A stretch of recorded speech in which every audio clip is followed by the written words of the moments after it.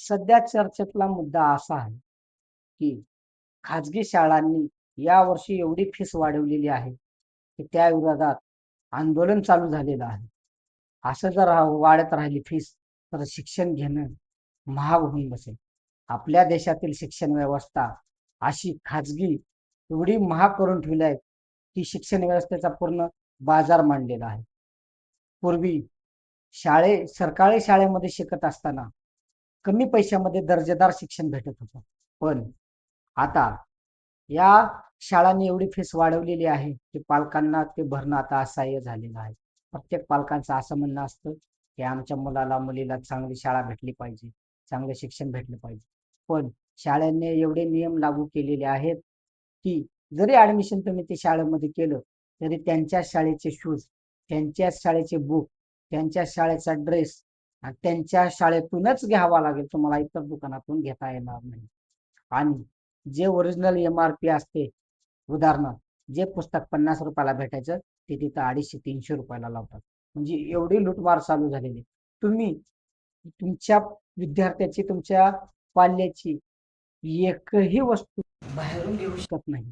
प्रत्येक वस्तू तुम्ही त्या शाळेतूनच घेतली पाहिजे, असा काही अजेंडा काही शाळांनी घेतलेला आहे.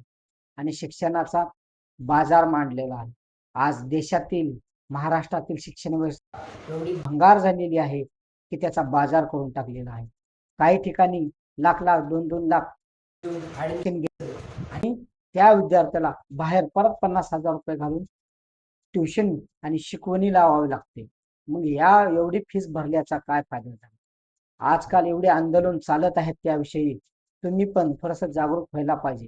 आणि या शिक्षणाचा जो बाजार मांडला आहे त्याला विरोध म्हणून तुम्ही पण सक्रिय व्हायला पाहिजे.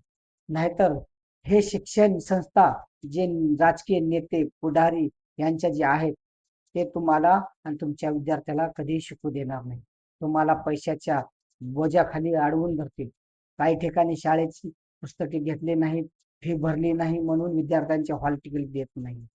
तुम्हाला यावर्षी जागरूक राहणं गरजेचं आहे. आणि हा शिक्षणाचा जो बाजार मांडलेला आहे त्याची सर्वांनी निषेध केला पाहिजे. आणि तुमच्या पाल्याला, मुलाला, मुलीला कसं दर्जेदार शिक्षण भेटलं पाहिजे हे याचे कसं भेटलं पाहिजे याचा विचार केला पाहिजे. येणाऱ्या पिढीला आता जर शिक्षण महागलं तर येणाऱ्या पिढीमध्ये शिक्षण घेणं अवघड होऊन बसेल. बापाचा पगार 15,000 रुपये आणि शाळेचे फीस 10,000 रुपये, कसं चालणार त्यांचं घर हे तुम्हाला कळायला पाहिजे. एवढी शिक्षणाची व्यवस्था वाईट करून टाकलेली. आणि हे फक्त जे पुढारी लोक, राजकीय लोक, राजकीय लोकांच्या हाताला बोटाला धरून चालणाऱ्या लोकांच्या शिक्षण संस्था आहेत. आणि त्या शिक्षण संस्थेच्या माध्यमातून एक पैसा कमवण्याचं साधन त्यांनी तयार केलेलं आहे. तुम्हाला काय वाटतं? हा शिक्षणाचा बाजार थांबला पाहिजे का? तुमच्या विद्यार्थ्यांना, तुमच्या पाल्याला, तुमच्या मुलाला, मुलीला योग्य ते शिक्षण कमी पैशामध्ये भेटलं पाहिजे का? आम्हाला नक्की सांगा.